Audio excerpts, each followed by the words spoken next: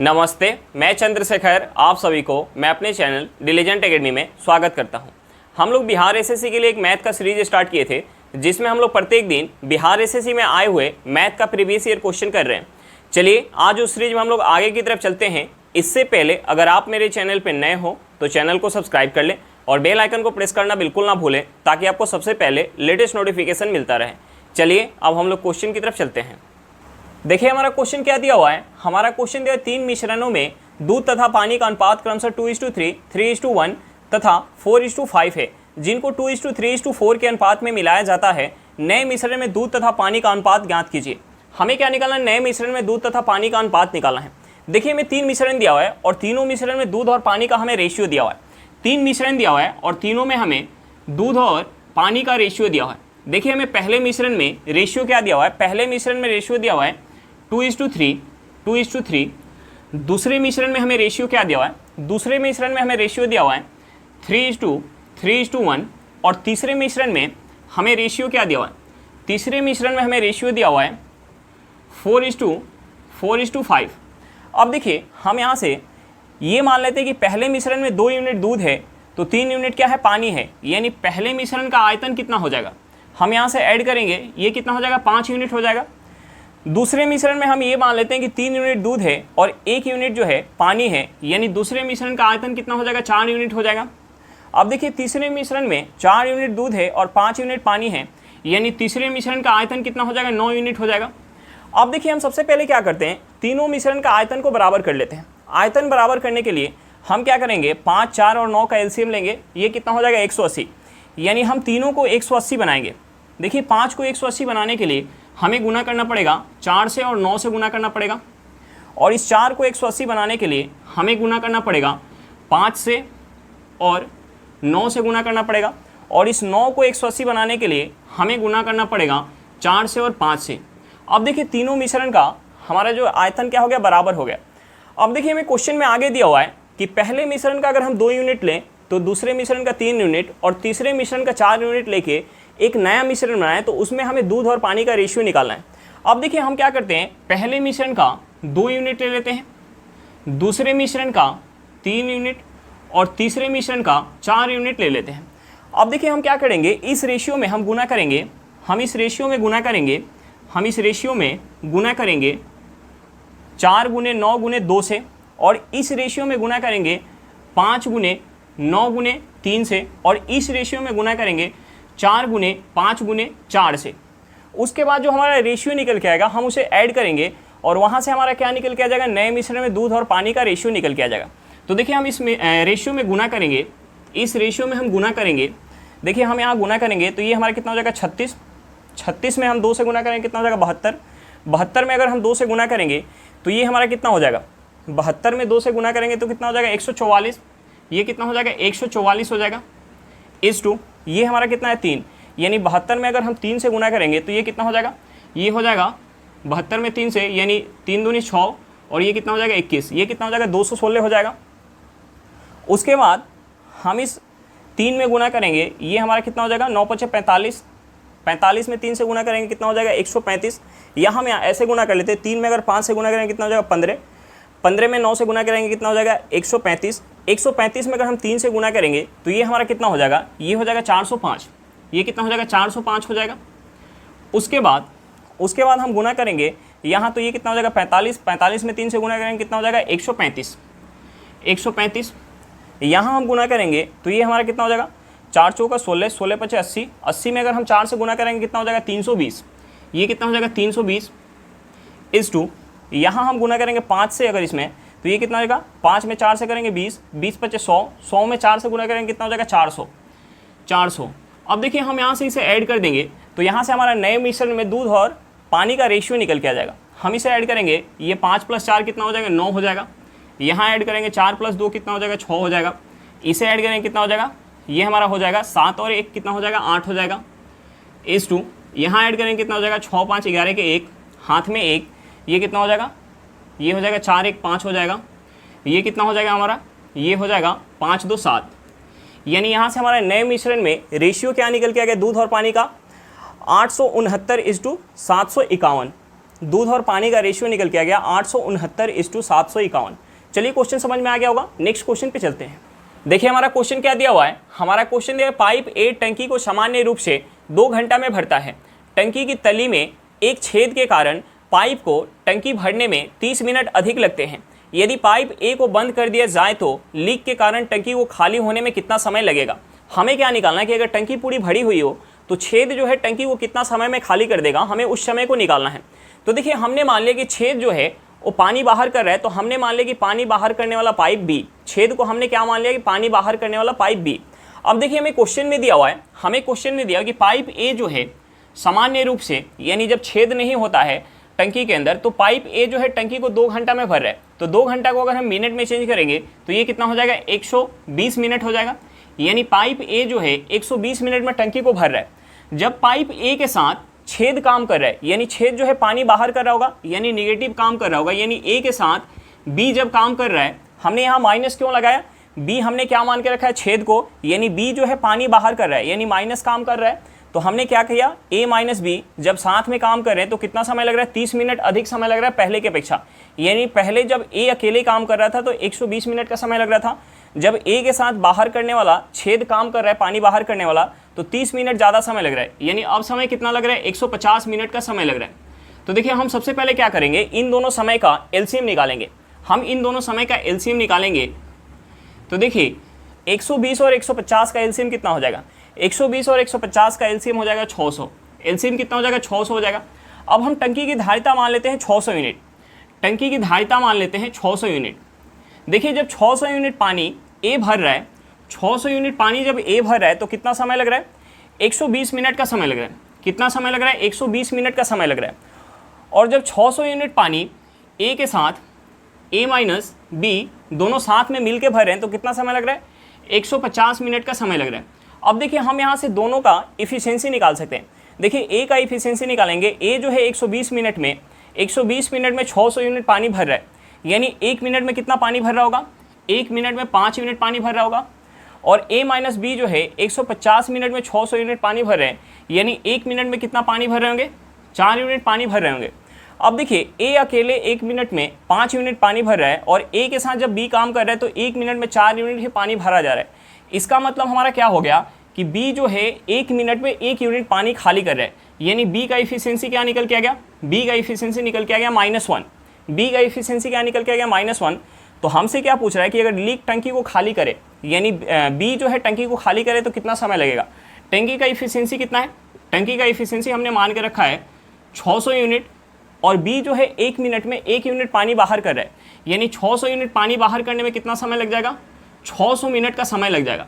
यानी लीक जो है टंकी को अगर खाली करेगा तो कितना समय लग जाएगा, 600 मिनट का समय लग जाएगा। अब देखिए इस 600 मिनट को अगर हम घंटा में चेंज करेंगे, घंटा में चेंज करेंगे तो ये कितना हो जाएगा, हमारा 10 घंटा हो जाएगा। यानी हमारा आंसर क्या निकल के आ गया कि पूरी भरी टंकी को अगर छेद खाली करेगा तो कितना समय लग जाएगा, 10 घंटा का समय लग जाएगा। चलिए क्वेश्चन समझ में आ गया होगा, नेक्स्ट क्वेश्चन पे चलते हैं। देखिए हमारा क्वेश्चन क्या दिया हुआ है, हमारा क्वेश्चन दिया 2 संख्याओं का योग 25 है तथा उनका अनुपात 2:3 है, तो दोनों संख्या ज्ञात करें। हमें क्या निकालना है, दोनों संख्या निकालना है। अब देखिए हमें क्वेश्चन में क्या दिया हुआ है, दोनों संख्या का योग दिया हुआ है और दोनों संख्या का हमें क्या दिया हुआ है, रेशियो दिया हुआ है। हमें रेशियो क्या दिया हुआ है, हमें दोनों संख्या का रेशियो दिया है 2:3। तो देखिए हमने मान लिया कि एक संख्या का, एक जो संख्या है वो 2 यूनिट है और दूसरी संख्या क्या है, 3 यूनिट है। तो देखिए हम यहाँ दोनों संख्या का योग निकालेंगे, हम यहाँ दोनों संख्या का योग निकालेंगे तो कितना हो जाएगा, यहाँ हो जाएगा 5 यूनिट। लेकिन हमें क्वेश्चन में योग कितना दिया हुआ है, हमें क्वेश्चन में योग दिया हुआ है 25, यानी इस 5 यूनिट का वैल्यू हमें क्वेश्चन में क्या दिया हुआ है, 25 दिया हुआ है। तो हम यहाँ से 1 यूनिट का वैल्यू निकाल सकते हैं। 1 यूनिट का वैल्यू क्या हो जाएगा, 5 हो जाएगा।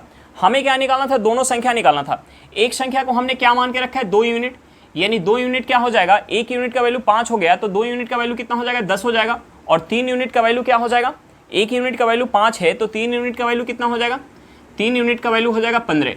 यानी हमारी दोनों संख्या क्या निकल के आ गई, एक संख्या हमारी हो जाएगी 10 और दूसरी संख्या क्या हो जाएगी, 15 हो जाएगी।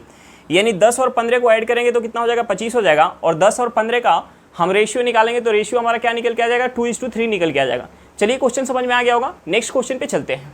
देखिए हमारा क्वेश्चन क्या दिया हुआ है, हमारा क्वेश्चन दिया उम्र में बड़े राम और श्याम की आयु में 16 वर्ष का अंतर है। 6 वर्ष पूर्व राम श्याम से 3 गुना बड़ा था, राम की वर्तमान आयु कितनी है। हमें क्या निकालना है, राम की वर्तमान आयु निकालना है। अब देखिए हमें क्वेश्चन में क्या दिया हुआ है, हमें क्वेश्चन में दिया कि उम्र में बड़े राम, यानी राम जो है श्याम से बड़ा है, और हमें क्वेश्चन में दिया हुआ है कि राम और श्याम के बीच आयु का अंतर कितना है, 16 वर्ष का है।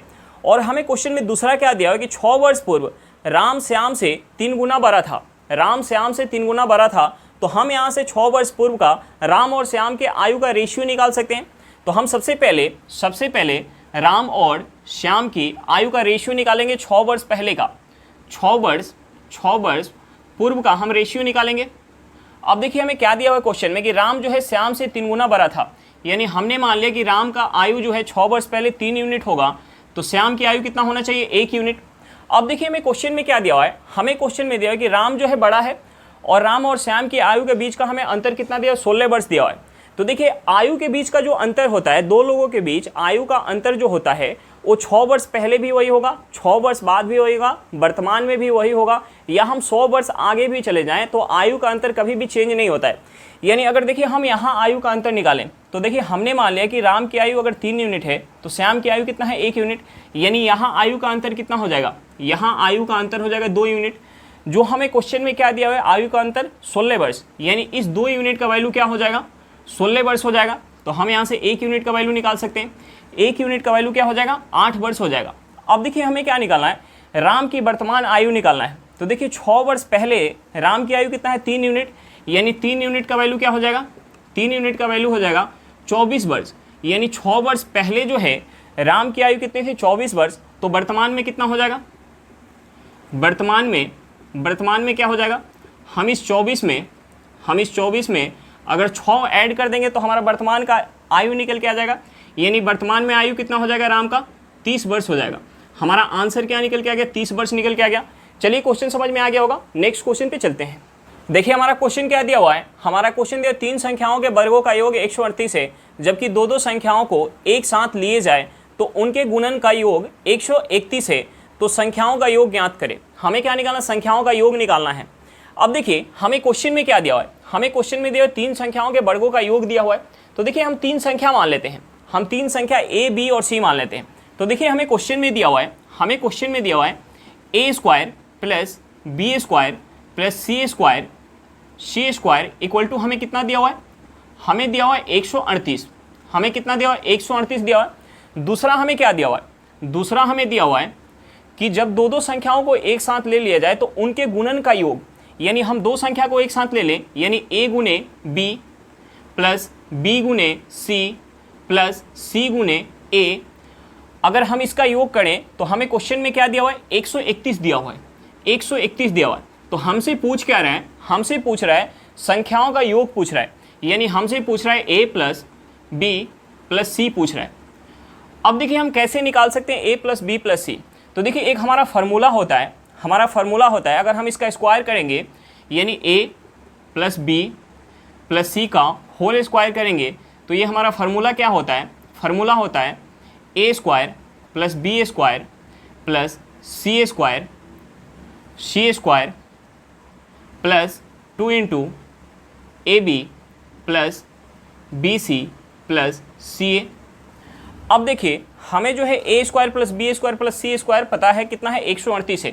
यानी हम यहाँ से इसे लिख सकते हैं a plus b plus c का होल स्क्वायर इक्वल टू ये कितना हो जाएगा, 138 प्लस ये कितना हो जाएगा 2 into A B plus B C plus C A कितना हमें दिया हुआ है क्वेश्चन में, 131, यानी ये हो जाएगा 2 इंटू 131।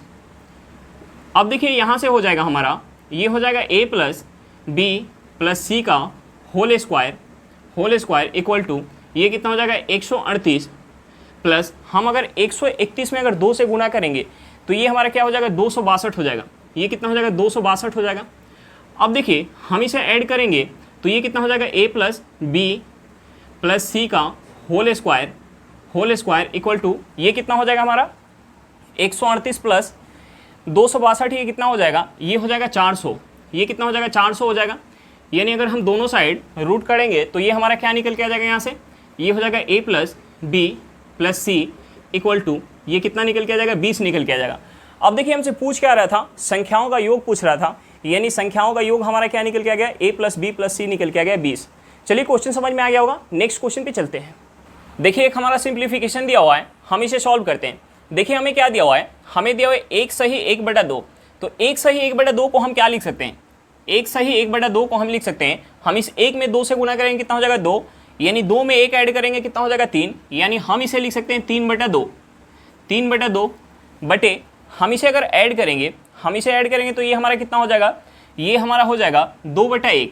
ये कितना हो जाएगा 2/1 बटे अगर हम इसे ऐड करेंगे तो क्या हो जाएगा, ये हमारा हो जाएगा, ये 4 + 1 कितना हो जाएगा 5, यानी 5/4 हो जाएगा, 5/4 हो जाएगा।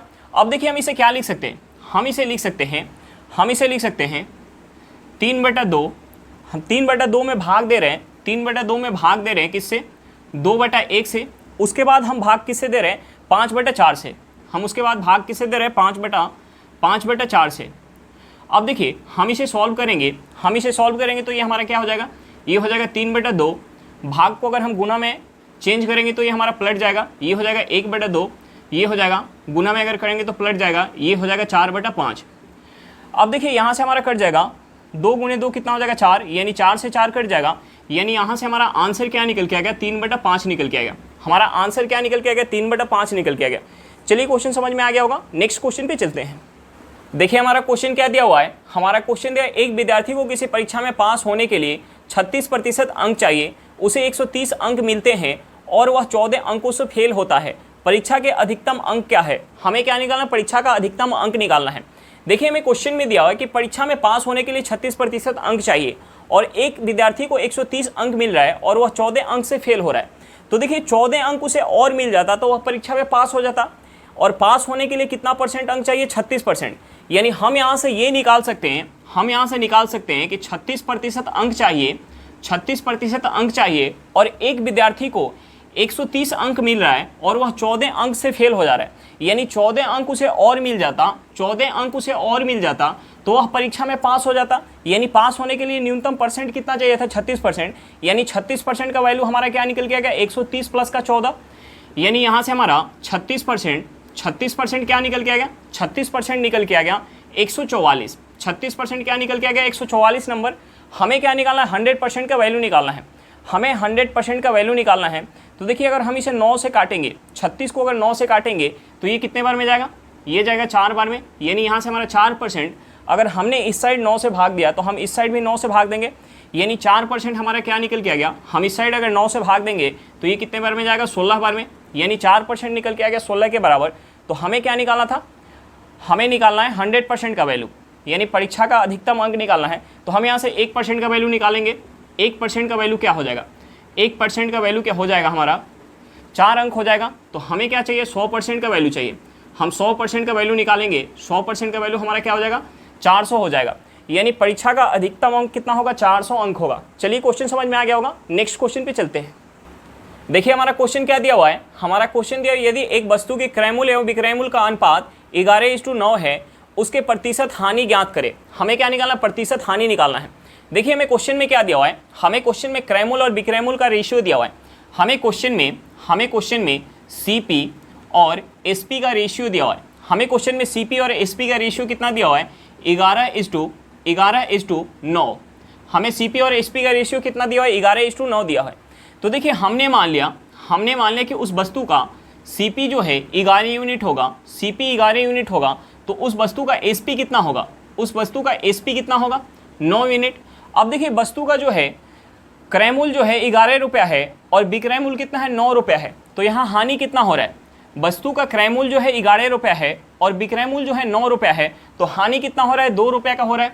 हानि 2 रुपये पर हो रहा है। अब देखिए लाभ या हानि प्रतिशत हम किस पे काउंट करते हैं, क्रयमूल्य पे काउंट करते हैं।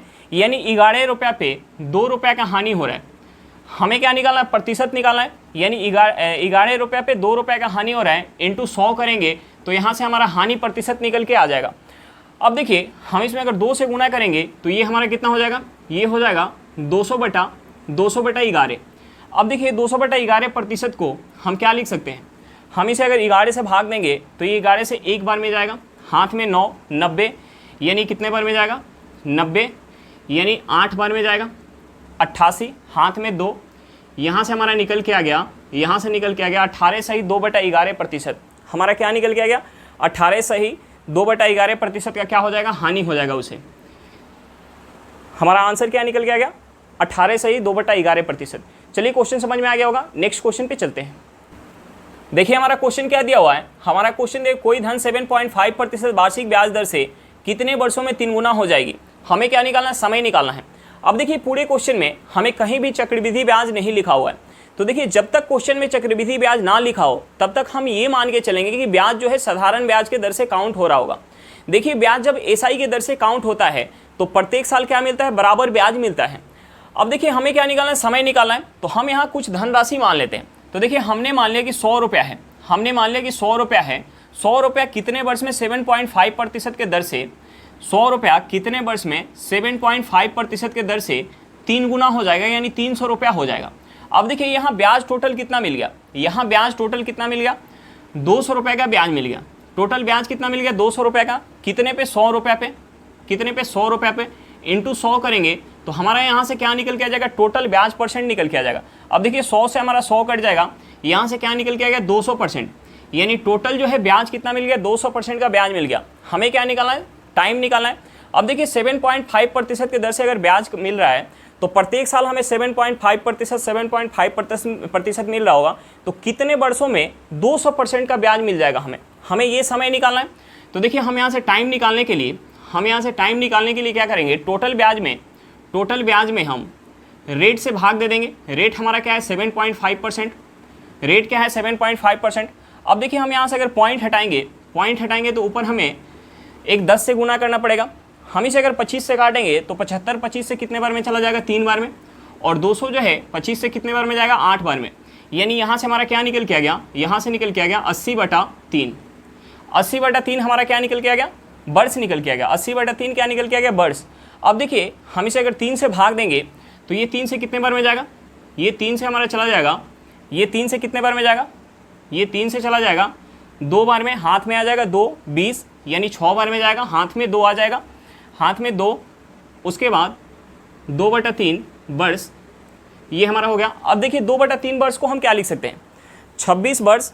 26 सही 2/3 वर्ष है, तो हम इस 2/3 वर्ष को क्या लिख सकते हैं, 2/3 वर्ष को अगर हम माह में चेंज करें तो हमें इस 2/3 में 12 से गुना करना पड़ेगा। तो देखिए 2/3 में जब हम 12 से गुना करेंगे तो 3 से 12 4 बार में चला जाएगा। 4 से हम 2 में गुना करेंगे तो 8 हो जाएगा। यानी यहाँ से हमारा क्या निकल के आ जाएगा, यहाँ से निकल के आ जाएगा 26 वर्ष 8 माह। हमारा आंसर क्या निकल के आएगा, 26 वर्ष 8 माह। यानी 7.5% के दर से धनराशि जो है 26 वर्ष 8 माह में 3 गुना हो जाएगी। चलिए क्वेश्चन समझ में आ गया होगा, नेक्स्ट क्वेश्चन पे चलते हैं।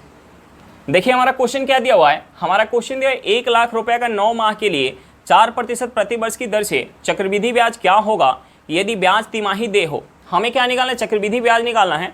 और हमें क्वेश्चन में क्या दिया कि ब्याज जो है तिमाही दे है, ब्याज जो है प्रत्येक 3-3 महीने के बाद हमें देना पड़ रहा है। तो देखिए हमें सबसे पहले ये पता होना चाहिए कि एक वर्ष के अंदर कितना तिमाही होता है। एक वर्ष में कितना महीना होता है, 12 महीना, यानी कितना तिमाही हो जाएगा एक वर्ष के अंदर, 4 तिमाही हो जाएगा।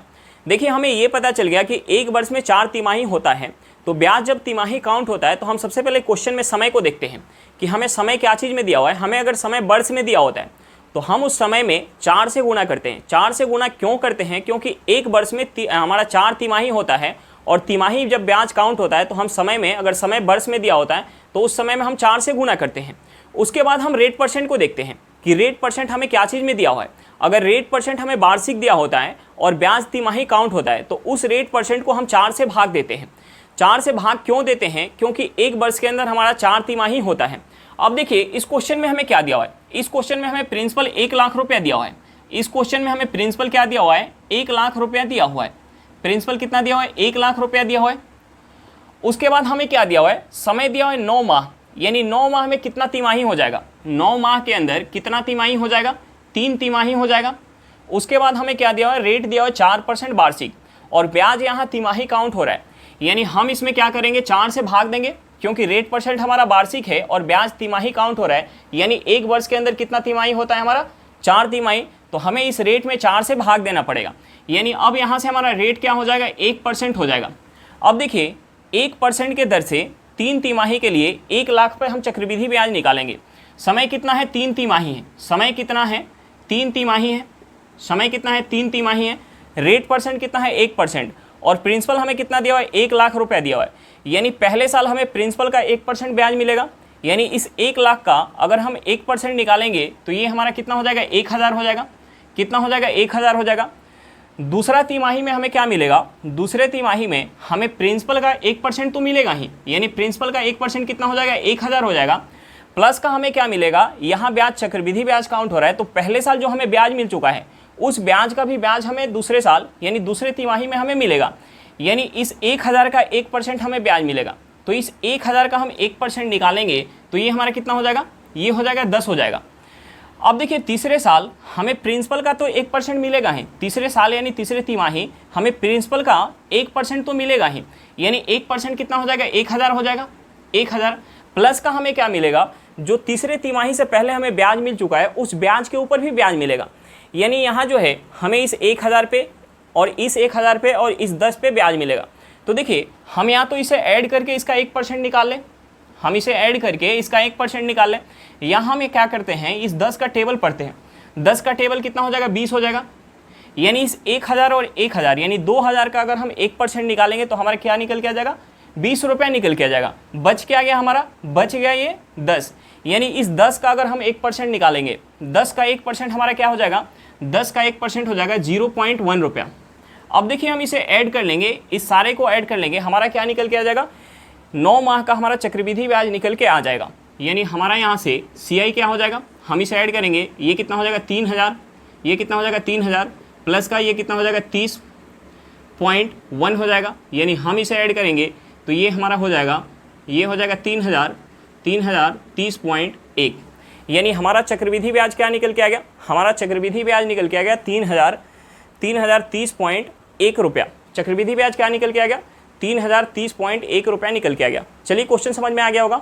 आज के लिए इतना ही, फिर मिलते हैं नेक्स्ट क्लास में। अगर क्लास अच्छा लगे तो क्लास को लाइक करिएगा। अगर आप मेरे चैनल पर नए हो तो चैनल को सब्सक्राइब करिएगा और क्लास को अपने दोस्तों के साथ शेयर करना बिल्कुल मत भूलिएगा। चलिए बाय बाय।